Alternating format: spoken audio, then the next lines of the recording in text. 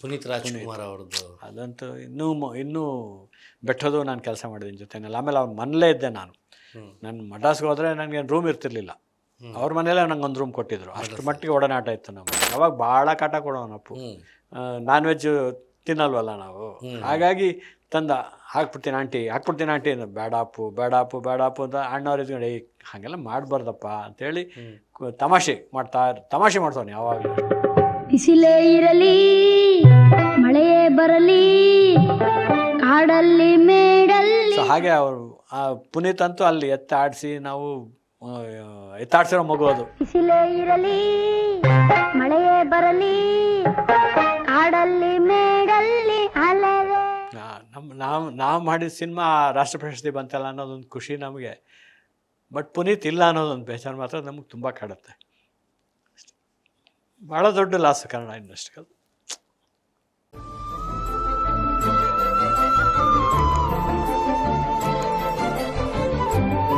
ನಾನು ಅಪ್ಪನ ನೋಡ್ಬೇಕೀಗ ಅಷ್ಟೇ. ಆದರೆ ಊಟ ಮಾಡ್ತೀನಿ, ಇಲ್ಲ ಮಾಡಲ್ಲ ಅಂತ. ಎಷ್ಟು ಸಲ ಕಳಿಸಿದ್ದೀನಿ ಗೊತ್ತಾ ಹುಡುಗಿನ ಸೆಟ್ಗೆ. ಅವ್ರು ಎಲ್ಲಿ ಸೆಟ್ ಇದ್ರೆ ಅಲ್ಲಿ ಕಳಿಸಿದ್ದೀನಿ. ಅಷ್ಟೇ ಪ್ರೀತಿಯಿಂದ ಆ ಮಗುನ ನೋಡ್ಕೊಳ್ಳೋರು ಅವರು.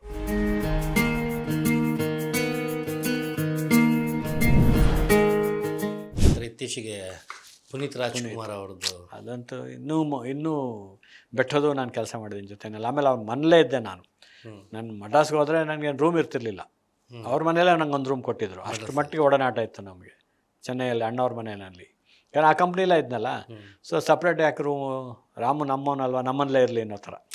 ಸೊ ಹಾಗೆ ಅವರು ಪುನೀತ್ ಅಂತೂ ಅಲ್ಲಿ ಎತ್ತಾಡ್ಸಿರೋ ಮಗು ಅದು.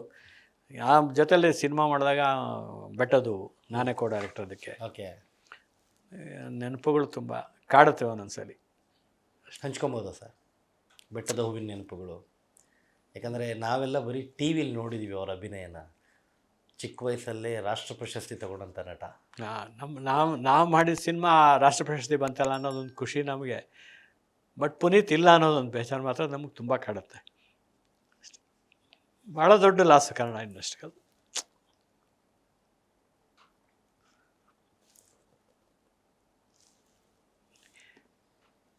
ಯಾವಾಗ ಫೋನ್ ಮಾಡಿದ್ರು ಅಷ್ಟೇ, ಅಪ್ಪಾಜಿ ಹೇಗಿದ್ದೀರಾ ಅಪ್ಪಾಜಿ, ಯಾವಾಗ ಬನ್ನಿ ಅಪ್ಪಾಜಿ, ಎಲ್ಲಿದ್ದೀರಿ ಬನ್ನಿ ಅಪ್ಪಾಜಿ.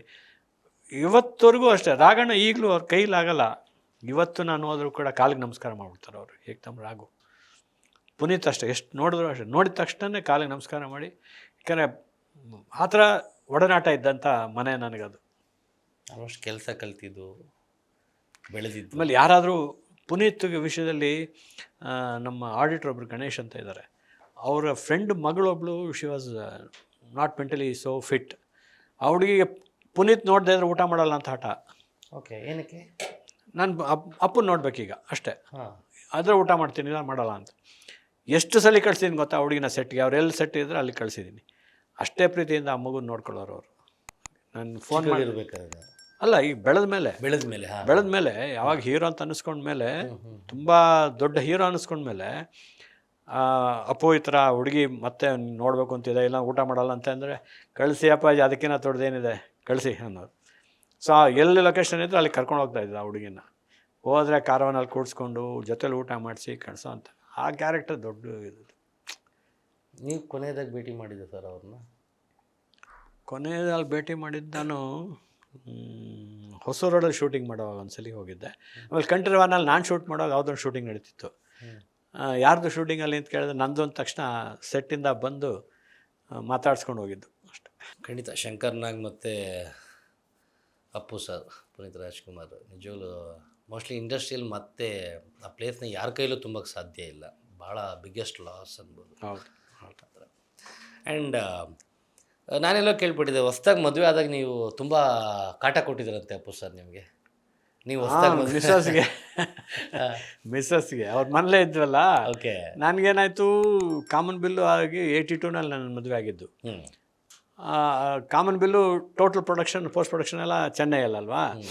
ಸೊ ನಾನು ಚೆನ್ನೈಗೆ ಹೋದಾಗ ಅಣ್ಣವರೇ ಕೇಳಿದ್ರು, ರಾಮಮೂರ್ತಿ ಅವ್ರಿಗೆ ಹೊಸದಾಗಿ ಮದುವೆ ಆಗಿದ್ದಲ್ವಾ ಅಂತ. ಹೌದು ಅಂತಂದರು ಅಕ್ಕ ಅವರು. ಓಕೆ, ಪಾಪ ಅವರೊಬ್ಬರು ಈ ಹೊಸದಾಗಿ ಮದುವೆ ಆಗಿಬಿಟ್ಟು ತಿಂಗಳಾನ್ಗಟ್ಲೆ ಇಲ್ಲಿದ್ರೆ ಹೇಗೆ, ಅವ್ರ ಮನೆಯವ್ರನ್ನ ಕರೆಸು ಇಲ್ಲಿ ಅಂತಂದರು ಅವರು. ಅದಕ್ಕೆ ನನ್ನ ಮನೆಯವ್ರನ್ನ ಅವರೇ ಕರೆಸಿ ಬೆಳಗ್ಗೆ ಹೊತ್ತು ಅವ್ರು ಮನೇಲಿ ಬಿಟ್ಟು ಹೋಗ್ತಿದ್ದೆ, ಸಾಯಂಕಾಲ ಕೆಲಸ ಮುಗಿದ್ಮೇಲೆ ನಾನು ರೂಮು ಮಾಡಿಕೊಟ್ರು. ಅಲ್ಲಿವರೆಗೂ ನಂಗೆ ರೂಮ್ ಇರಲಿಲ್ಲ, ಮದುವೆ ಆಗಿದ್ದರಿಂದ ರೂಮು ಕೊಟ್ಟರು. ಪ್ರೈವಸಿ ಇರಲಿ. ಆವಾಗ ಮನೇಲಿ ಬಿಟ್ಟು ಹೋಗ್ತಿದ್ನಲ್ಲ, ಅವಾಗ ಭಾಳ ಕಾಟ ಕೊಡೋನಪ್ಪು. ನಾನ್ ವೆಜ್ ತಿನ್ನಲ್ವಲ್ಲ ನಾವು, ಹಾಗಾಗಿ ತಂದ ಹಾಕ್ಬಿಡ್ತೀನಿ ಆಂಟಿ ಬೇಡಾಪು ಅಂತ ಅಣ್ಣವ್ರು ಇದ್ಕೊಂಡು ಹಾಗೆಲ್ಲ ಮಾಡಬಾರ್ದಪ್ಪ ಅಂತೇಳಿ ತಮಾಷೆ ಮಾಡ್ತಾನೆ ಯಾವಾಗಲೂ ಅಷ್ಟೆ. ಆ್ಯಂಡ್ ಶಿವಣ್ಣ ಅವರ ಮೊದಲನೇ ಸಿನಿಮಾದಲ್ಲಿ ನೀವು ಕೆಲಸ ಮಾಡಿದ್ದೀರ. ಸೊ ಇವಾಗಲೂ ನೋಡ್ತೀವಿ ಅವರ ಎನರ್ಜಿ, ಅವ್ರ ಕೆಲಸ ಮಾಡೋ ರೀತಿ. ಅವತ್ತಿನ ಕಾಲಕ್ಕೆ ನೀವು ನೋಡಿದಾಗ ಮೊದಲ ಸಿನಿಮಾ ಶಿವಣ್ಣ ಅವ್ರ ಬಗ್ಗೆ ಹೇಳೋದಾದರೆ, ಶಿವಣ್ಣ ಡೆಡಿಕೇಟೆಡ್ ಆ್ಯಕ್ಟರ್, ಅದಂತೂ ಸತ್ಯ. ಏನಂದರೆ ಕನ್ನಡ ನಾವು ಡೈಲಾಗ್ ನಾನೇ ಹೇಳ್ಕೊಡ್ತಾ ಇದ್ದಿದ್ದು, ಆನಂದ್ ಆಗ್ಬೋದು, ಸುಮಾರು ಪಿಕ್ಚರ್ಗಳು ಅಸೋಸಿಯೇಟಾಗಿ ಮಾಡಿದ್ದೀರ. ಸೊ ಆ ಡೈಲಾಗ್ ಹೇಳ್ಕೊಡುವಾಗ ತೊಗೊಳ್ಳೋ ರೀತಿ, ಕಾನ್ಸಂಟ್ರೇಷನ್ನು, ಆಮೇಲೆ ಮನೆಯಲ್ಲೇ ಜೊತೆಯಲ್ಲೇ ಇದ್ದಿದ್ದು, ಒಟ್ಟಿಗೆ ಮಲಗ್ತಾ ಇದ್ದಿದ್ದು. ಒಂದು ಚಾಪೆ ಮೇಲೆ ಈಚೆ ಕಡೆ ಎಲ್ಲ ವರಾಂಡ ಇತ್ತು, ಒಂದು ದೊಡ್ಡದು ಚೆನ್ನೈ ಮನೆ. ಸೆಕೆಗಾಲ ಎಲ್ಲರೂ ಅಲ್ಲೇ ಮಲಗ್ತಾ ಇದ್ವಿ, ಫ್ಯಾನ್ ಕೆಳಗಡೆ. ಯಾರ್ಯಾರು? ಅಪ್ಪು, ಶಿವಣ್ಣ, ರಾಘು, ಅಣ್ಣವ್ರ ತಂಗಿ ಮಕ್ಕಳು, ಇವು ಎಲ್ಲರೂ ಅಲ್ಲೇ ಒಟ್ಟಿಗೆ ಆ ಥರ. ಆಮೇಲೆ ಅಯ್ಯಪ್ಪನಿಗೆ ಜೊತೆಲ್ಲೇ ಹೋಗ್ತಾ ಇದ್ವಿ, ಬರ್ತಿದ್ವಿ. ಫಸ್ಟ್ ಇರ್ಮುಡಿ ಕಟ್ಸಿದ್ದೆ ಅವರು ನಮಗೆ, ಆ್ಯಕ್ಚುಲಾಗಿ ನಾವು ಶಬರಿಮಲೆಗೆ. ಅಪ್ಪು ಅವರೆಲ್ಲ ಹಿಂದ್ಗಡೆ ಕೂತ್ಕೊಂಡು, ನಮ್ಮ ಟೀಮೆಲ್ಲ ಹಿಂದ್ಗಡೆ, ಹುಡುಗರೆಲ್ಲ ಮುಂದ್ಗಡೆ ಎಲ್ಲ ದೊಡ್ಡವರು. ಹಾಗೆ ಕಾಮನ ಬಿಲ್ಲು ಸಿನಿಮಾ ಅಂದ್ಕೊತೀನಿ ನಾನು. ಐ ಥಿಂಕ್ ಯಾವುದೋ ಒಂದು ಸಿನಿಮಾ ನೀವು ಶೂಟಿಂಗ್ ನಡೀತಾ ಇರಬೇಕಾದ್ರೆ ಮೇಲ್ಕೋಟೆಲೆಲ್ಲೋ ಒಂದು ಗಲಾಟೆ ಆಗುತ್ತೆ. ಹೌದು. ಏನದು ಟೋಟಲ್ ವಿಚಾರಗಳು ಸರ್ ಅದು? ಇಲ್ಲ, ಅವರು ಶೂಟಿಂಗ್ ನಾವು ನೋಡಬೇಕು ಅಂತ, ನಮಗದು ಓಕೆ ಗಲಾಟೆ ಅಣ್ಣವ್ರು ನೋಡಬೇಕು, ಯಾಕೆ ಬಿಡಲ್ಲ ಅನ್ನೋ ಥರ. ಆಮೇಲೆ ಕಿರ್ಚಾಡೋಕ್ಕೆ ಶುರು ಮಾಡಿದ್ದು ಆ ಶೂಟಿಂಗಲ್ಲಿ. ಕ್ಯಾಮ್ರಾ ಮುಂದೆ ನುಗ್ಬಿಟ್ರು ಬಂದು. ಓಕೆ. ಹಾಗಾಗಿ ಏನಾಯಿತು, ಗಲಾಟೆ ಆಗಬೇಕಾದಾಗ ನಮ್ಮ ಯೂನಿಟ್ ಹುಡುಗರೆಲ್ಲ ಹಿಡ್ಕೊಂಡು ಹೊಡೆದು ಆಚೆ ಕಡೆ ತಳ್ಳೋ ಅಂತ ಒಂದು ಪರಿಸ್ಥಿತಿ ಬಂತು. ದೊಡ್ಡ ಗುಂಪೆ ಬಂದ್ಬಿಡ್ತು. ಅವರು ಒಂದು ಬಸ್ ಅಷ್ಟು ಜನ ಕರ್ಕೊಂಬಂದ್ಬಿಟ್ರು, ನಮ್ಗೆ ಹೊಡೆದ್ರು ಅಂತ. ಊರಿನವ್ರು ಲೋಕಲ್ ಅಲ್ಲ, ಮಂಡ್ಯ ಆದವರು.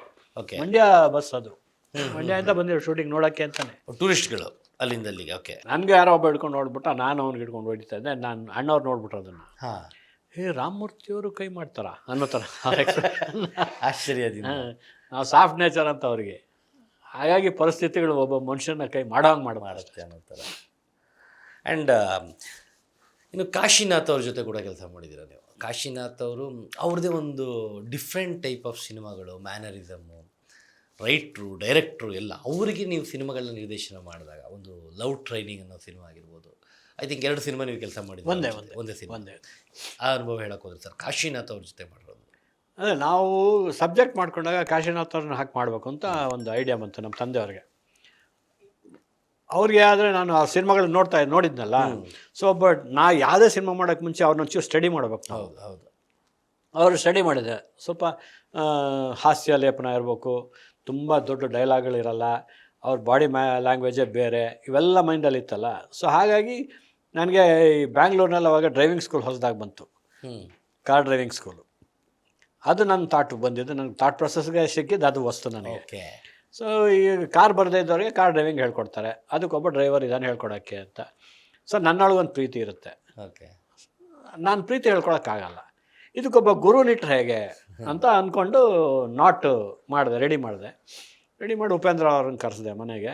ಉಪೇಂದ್ರನ ಕರೆಸ್ಬಿಟ್ಟು, ಉಪೇಂದ್ರ ಹಿಂಗೊಂದು ನಾಟ್ ಅಂದ್ಕೊಂಡು, ಅಷ್ಟೊತ್ತಿಗೆ ನನಗೂ ಹೆಂಡ್ತಿ ಬೇಕು, ಇದೆಲ್ಲ ನನಗೆ ಡೈಲಾಗು ಇದೆಲ್ಲ ಬರೆದಿದ್ರು ಅವರು, ಉಪೇಂದ್ರ ಅವರು. ಒಪ್ಪಿಸಾರಾ? ಹಾಂ, ಹೌದಾ? ಹಾಡುಗಳು ಡೈಲಾಗ್ ಎಲ್ಲ ಬರೆದಿದ್ರು. ಓಕೆ. ಯಾವುದೋ ಸಿನಿಮಾ ನಿಮ್ಮ ಜೊತೆ ಕೆಲಸ ಮಾಡಿದ್ರು ಉಪೇಂದ್ರ ಅವರು? ನನಗೂ ಹೆಂಡ್ತಿ ಬೇಕು, ಕಿಲಾಡಿ ಗಂಡು, ಮತ್ತು ಸಿಬೆ ಶಿವ, ಎಲ್ಲರಿಗೂ ಕೆಲಸ ಮಾಡಿದ್ರು. ರೈಟಿಂಗ್ ಡಿಪಾರ್ಟ್ಮೆಂಟ್, ಡೈಲಾಗ್ಸು, ಸಾಂಗ್ಸ್ ಎಲ್ಲ. ಓಕೆ. ಸೊ ಅವ್ರು ಕರೆಸಿ ಹೇಳಿದೆ, ಈ ಥರ ಒಂದು ನಾಟ್ ಅಂದ್ಕೊಂಡಿದ್ದೀನಿ, ಏನು ಮಾಡೋಣ ಅಂತ. ಸೂಪರ್ ಐಡಿಯಾ ಸರ್, ಮಾಡೋಣ ಸರ್ ಅಂತ. ಸೊ ಅವರೇ ಬರೆದ್ರು. ಆಮೇಲೆ ಅಲ್ಲಿವರೆಗೂ ಅವರು ಇವ್ರ ಜೊತೆ ಕೆಲಸ ಮಾಡಿರಲಿಲ್ಲ. ಯಾರ ಜೊತೆ? ಕಾಶಿನಾಥ್ ಅವ್ರ ಜೊತೆ ಮಾಡಿಲ್ಲ, ಅವ್ರು ಅಸಿಸ್ಟೆಂಟ್ ಆಗೇ ಇದ್ದಿದ್ದು. ಜೊತೆಗೆ ಅವ್ರು ಇದು ಗೊತ್ತು ಅಂದ್ಬಿಟ್ಟೆ ನಾನು ಉಪೇಂದ್ರನ ಕರೆಸಿದ್ದೆ. ಓಕೆ. ಸೊ ನನಗೂ ಈಸಿ ಆಗುತ್ತೆ ಅಂತ. ಸೊ ಹೇಳಿದ ತಕ್ಷಣ ಅವರು ಪ್ಲಾಟ್ ಒಪ್ಕೊಂಡು, ಉಪೇಂದ್ರ ನಾನೇ ಬರಿತೀನಿ ಸರ್ ಅಂತಲೇ ಅಂದರು. ಆಮೇಲೆ ಕೂತ್ಕೊಂಡು ಡಿಸ್ಕಸ್ ಮಾಡಿ ಕ್ಯಾರೆಕ್ಟರ್ಗಳನ್ನ ಸೃಷ್ಟಿ ಮಾಡಿದ್ವಿ. ಆಮೇಲೆ ಕಾಶಿನಾಥ್ ಅವರು ದೊಡ್ಡ ಹೀರೋ, ಅಷ್ಟೊತ್ತಿಗಾಗಲೇ ಡೈರೆಕ್ಟ್ರು ಬಟ್ ನನಗೆ ಆ ಫೀಲ್ ಎಲ್ಲೂ ಬರಲಿಲ್ಲ. ಅವರು ನಾನೇನು ಹೇಳಿದೆ ಅದು ಮಾಡೋರು ಅಷ್ಟೇ ಪಾಪ ಅವರು. ಸರ್ ಇಷ್ಟು ಮಾಡಿ ಸರ್ ಸಾಕು ಅಂತ ಅಷ್ಟೇ ಮಾಡೋರು. ಎಲ್ಲೂ ಅವರು ಓವರ್ದು ಇದು ಹೋಗಲಿಲ್ಲ. ನಾನೊಬ್ಬ ಡೈರೆಕ್ಟ್ರ್ ಅಂತ ಹೇಳಿ ಇನ್ವಾಲ್ವ್ ಆಗೋದಾಗಲಿ, ಅದು ಚೆನ್ನಾಗಿಲ್ಲ ಅನ್ನೋದಾಗಲಿ, ಅಥವಾ ಇದು ಬೇಡ ಅನ್ನೋದಾಗಲಿ ಯಾವತ್ತೂ ಮಾಡಲಿಲ್ಲ ಅವರು.